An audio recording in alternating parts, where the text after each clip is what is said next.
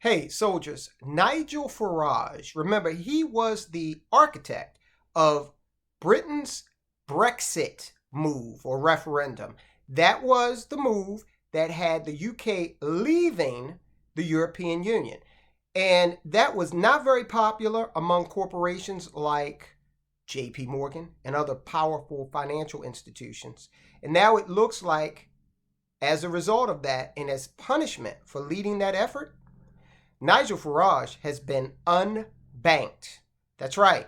The banking institutions in the UK have made it so bad for him, and you'll hear from him in a moment, that he's actually considering possibly having to leave that country, his home country, because he's unbanked.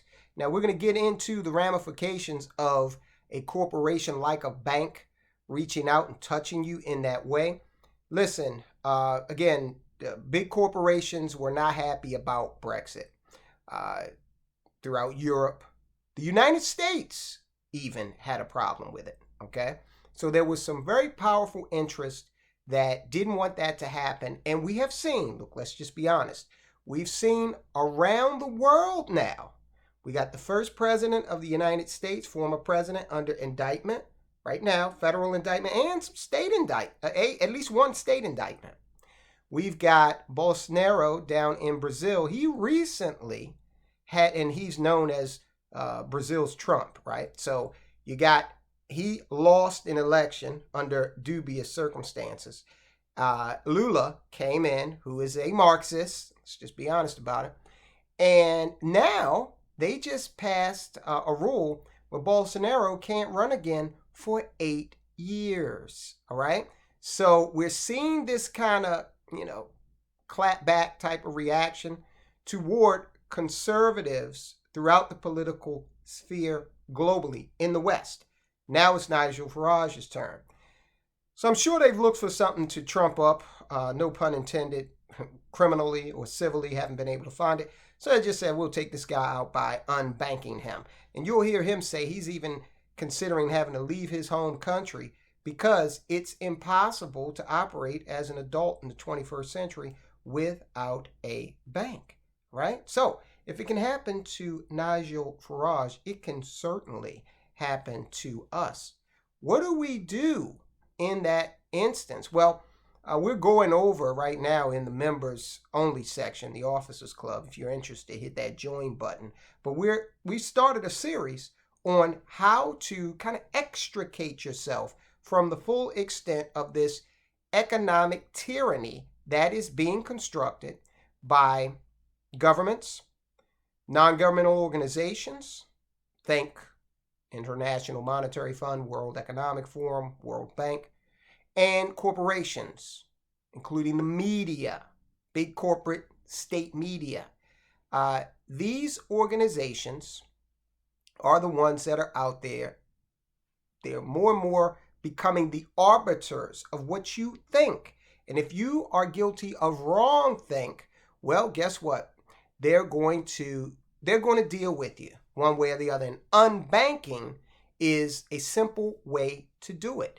Look, guys, we've got Nigel Farage suffering this over in the UK, but they tried to do it in Canada. Remember when the truckers struck due to the pandemic? Justin Trudeau, who I call Fidel Castro's love child, Justin Trudeau said, fine, off with your bank accounts.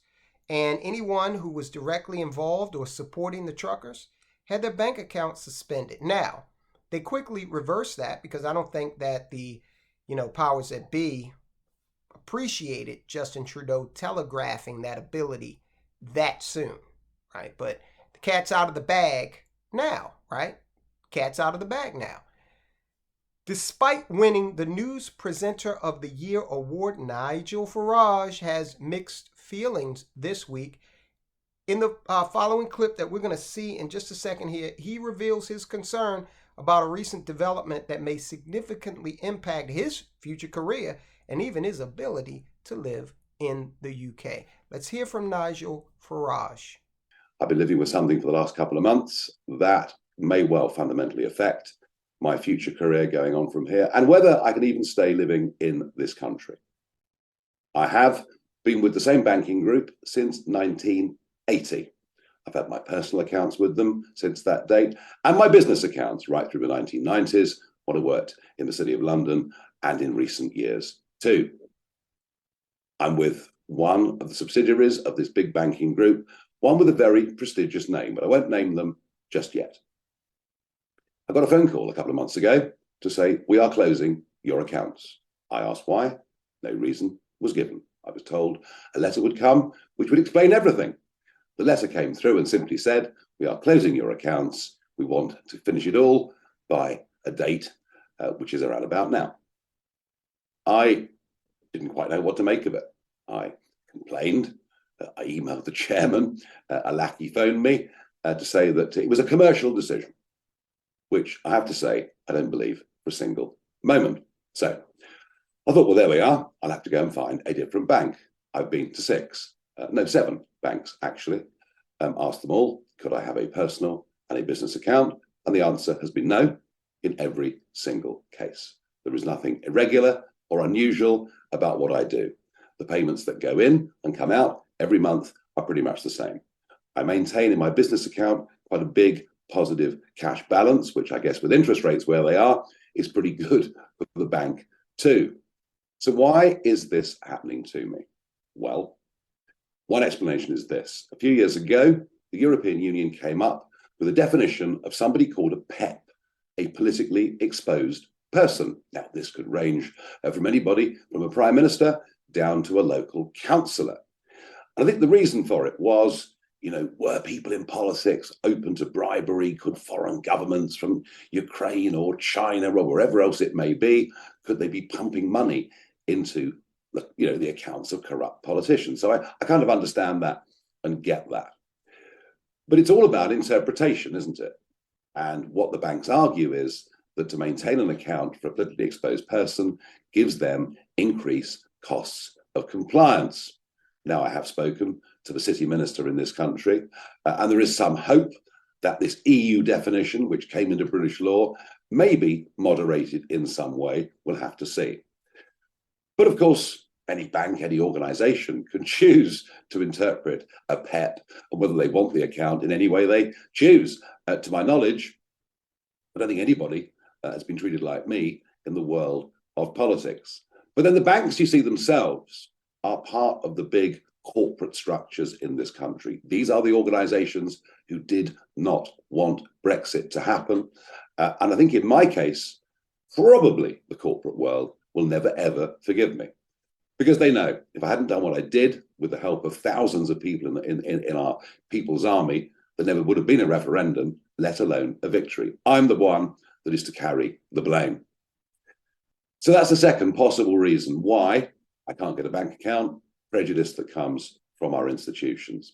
But I think there's a third reason. A few months ago in the House of Commons, Sir Chris Bryant, chairman of the Privileges Committee, said, using parliamentary privilege, that I had received large sums of money directly from the Russian government, and he named a calendar year in which it had happened. Truth is, I didn't receive a penny from any source with even any link to Russia. And yet, because he said it, it stands. I wrote to the Speaker, I demanded an apology. Nothing has been forthcoming from Sir Chris Bryant. Well, I wonder whether that is what's given me part of the problem. I have employed a top firm of London lawyers. I'm going through a series of subject access requests to find out what is held on me by the international agencies and by the bank that wants to close me down. But think about it. Without a bank account, you effectively become a non-person. You don't actually exist. It's like the worst regimes of the mid-20th century, be they in Russia or Germany. You literally become a non-person. And you don't anymore, you did in the past, but you don't anymore actually have a right to be entitled to a bank account. Now, there is a possibility through a fintech company that I could find some means of receiving and paying money, which could be a little bit of a lifeline, but it's not a bank account because I won't be able to earn any interest on positive cash balances. I won't be able to borrow money if I need to at any point or take out a mortgage, should I so desire. Now, that will be completely denied to me. I won't be able to have a debit card linked directly to my account. I won't really be able to exist and function in a modern 21st century Britain. Okay, so some observations. First of all, we heard from him that he has tried to go to other institutions, presumably in the UK, and he's been unsuccessful. So they're all moving in lockstep. Now, why is this happening? Well, I believe he mentioned three reasons that he thinks could be the reasons why this is happening. They include the EU's definition of a politically exposed person, which is like this nebulous, again, scarlet letter, okay, that they can just tag you with. It's kind of like over here when they say terrorism or national security. That's their way of saying we don't need to go into any other details because you're not with the terrorists, right? You're all for national security, right? And if they're not, say, well, wait a minute, I have a question. Well, if you have a question, then you might be in league with these groups. You know, maybe you need to be investigated by the federal authorities. That's the world we live in today. So he thinks he may have been identified as a politically exposed person. The other thing he says is prejudice from the corporate institutions, and that, of course, is based on his activity to catalyze and oversee the Brexit referendum that was successful, okay? And three, false allegations made by a member of parliament regarding funds from the Russian government. Now, he kind of separated those three. I think that it's actually a coordinated combination of all three of those factors. I think that the corporations and the government, the media, they have said, hey, look, we need to take out Farage, okay? Again, we've taken out Bolsonaro in Brazil. Actually, what they recently did with Bolsonaro is they said you can't run for 8 years. So he was knocked out of the box in a dubious election. Lula, the Marxist, came in. And now they say Bolsonaro, he was characterized in some circles as Brazil's Trump, you can't run for 8 years. Now, I don't know the details or depths of Brazilian constitutional law, but wow, seems pretty drastic to me. Right here in this country, of course, we've had the indictment at the federal and state level of a former president, absolutely unprecedented, a move that I don't think they really are concerned about convicting Donald Trump. I think that what the real intent here is to have so many court dates interspersed throughout the campaign period that it'll break up his ability to effectively campaign and may even reduce his effectiveness on the campaign trail. But then again, Trump had a rally in some South Carolina town, and they said that the rally was larger than the population of the town. Like, I think it was 2 times larger than the population of the town. So with Trump, things are kind of weird because it's like everything they do, he's like, when Obi-Wan Kenobi told Darth Vader, hey, look, if you strike me down, I'm only going to become more powerful than you can ever imagine. It kind of works the same way with Trump. Everything they throw at him, just like he absorbs it, and it kind of makes him stronger. So we'll see what happens. But we see another right-leaning political figure in the UK this time, in the form of Farage, where they're at the point where they can't really get in the way of what happened because their people have spoken, the referendum passed, but they can strike back and say, hey, look, here's what will happen to you if you get any ideas about possibly, coming up with some bright ideas that's going to disrupt the government corporate media alliance, okay? Non-governmental corporate media alliance. There's a hawk that's nested in a tree right outside this window. He's got some, he or she got some babies, and so you might hear the hawk. All right, so I think it's a combination of those three factors. And remember, if they can do it to Nigel Farage, if they can do it to Trump, if they can do it to Bolsonaro, they can do it to you. So that's, again, another reason why we have the members-only section. And we're doing that series on kind of extricating yourself from the bulk of this new tyrannical economic system that is being built. You're going to really need to think about that and strategize and put some plans in place. Otherwise, you're at risk, okay, of being a serf, being a literal serf, and maybe even being a slave. Because if they get their way on the CBDC, take it to the full extent of the central bank digital currency, then in that scenario, you don't even own your money. The money that you expended labor and or intellectual capital to come by, in the full-blown wet dream of the globalist, that CBDC dream, you don't even own your own money. And when you don't own the fruits of your labor, or your labor, for all intents and purposes, you're a slave. One of the main things you can do to disrupt what they have planned is to start to change your mindset. Break away from commercialism. Now, they're making it easy with, Bud Light, Disney, Target, Ben & Jerry's ice cream. They're making it really easy to say, you know what, I never really cared for a corporation's politics. It never really bothered me until it became something that was so in your face, all right? And borderline, you're going to adopt this as your ideology as well, or you're going to be shunned. Perfect example of that is with the NHL, okay? We've gone from, all right, well, and this is how I felt. Look, gay marriage, okay. Well, marriage, the state, capital S, the government-sanctioned institution of marriage, brings with it some benefits, all right? Tax benefits, okay? Benefits with regard to assets, right? Other things like medical directives. Okay, so from the standpoint of the state, the law, I can see how the argument of it being discriminatory not to allow same-sex couples to marry, especially when there are benefits involved. I can understand how we needed to move away from that. If you're getting married under the state auspices, there's nothing stopping you from engaging in a union that you don't go down there and get a license. Okay, you can do that certainly if you want. You don't need a license to say, I love this person, and we're not going to involve the state here. We're just going to get together, pool our resources, and live. But there are financial incentives, government-sanctioned financial incentives to being married.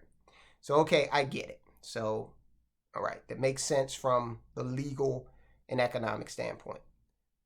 Now, from a religious standpoint, you cannot go out here and force any member of the clergy to perform a ceremony that is in direct opposition of their religious beliefs, at least not in America. And you also, according to the Supreme Court here recently, cannot force somebody to engage in labor for you if the labor is associated with something you find, morally objectable, right? All right, so there are plenty of cake bakers in the world, right? It's not like there's only one who doesn't agree with you, so you can't get your wedding cake. Okay, so fine. We went from all that to now, okay? Now, if the NHL players don't wear a rainbow jersey, they risk losing their job. Excuse me. Or if the Major League Baseball player says something that, a certain lobby doesn't care for, then he's fired, all right? Not to mention, you working in corporate America, if you are at a meeting and they ask you to stand up and introduce yourself using pronouns and you say, I'm not doing that, okay, you all know who I am, all right? I work in receiving, and my name is, Gaylord Fagoli, and that's just who I am. And sit down, you might have a problem, okay? That might get in the way of advancement opportunities these days. Gaylord's not towing the line, okay? He's being a little too independent here. He's acting like it's okay to come in here and do a hard day's work and go home. And that's not what this is about. We are instilling ideology. We're changing minds, right? So that's where we've morphed into. And we've got, again, the they. People always say, who's they? Well, you know who they is. It's the government, non-governmental organizations, and corporations with state media writing the narrative. Well, they don't write it, but they communicate it to you. Okay, this is what you should be thinking. I believe the science. No, you believe the television. Okay, you haven't studied anything. You just watched a bleach blonde bobblehead read a teleprompter with some, agenda directives from the regime, and now you think that you're an expert in it, and you think science is something that, don't question the science. Actually, science is all about questioning. In any event, so we risk being separated from our banking relationships, and in so doing, finding it hard to get a mortgage or impossible to get a mortgage, credit card, okay? Remember what happened to Kanye West? He said something they didn't like. JP Morgan said, hey, take your money and leave. We don't want your business, okay? Does a bank really, should they have that kind of authority? Remember the guy we reported on, the Microsoft engineer, lives in Baltimore. His Ring doorbell said, may I help you? The Amazon driver somehow, one of these hypersensitive people when it comes to race, the doorbell said, may I help you? The Amazon driver interpreted that as a racial slur, reported it to Amazon, and without any notification to the customer, without any investigation, they cut this guy's services off, his remote monitoring services he used to secure his home. Just cut them off arbitrarily. All right? So we have enough empirical evidence to determine that corporations, governments, and, non-governmental organizations are going to try to control our lives more and more. You've got to figure out a way where when, they do that, you are going to be able to keep moving forward. Like this channel, for example. Let's say this channel does produce revenue, all right? Now, it's not producing revenue that, I'm going to go and buy a sailboat with. But it does produce type of revenue that, we can buy groceries for the household with over the course of the month. But if this were my only stream of income, and I got on here and I said something that the people at YouTube, who you can't talk to, all right? If I got on here and said something they didn't like, and I probably already have said several things they don't like, that's why I can only buy some groceries with the revenue. Then if this was my only source of income, oh, okay, we got ya. We got ya. That's why I always say, guys, we need multiple streams of income. That's a start in order to work around this economic tyranny that they have planned for us all, that they want to set up for us all. Now, I want you to go and check out this video that we recently did here on the channel. This video is going to walk you through a company that recently did some layoffs of some very high paid employees, but at the end of the day, they were employees. Now, I don't know whether these people have multiple streams of income, but I can tell you one of these employees was getting paid $5 million a year. That's a handsome ransom, even after taxes. And now he has been separated from his employment. What happened at this company is quite reasonable for the situation that the company has put themselves in. We're talking about Disney, but it's also a cautionary tale. Don't have all your eggs in one income basket. Watch the video, guys. I'll talk to you soon.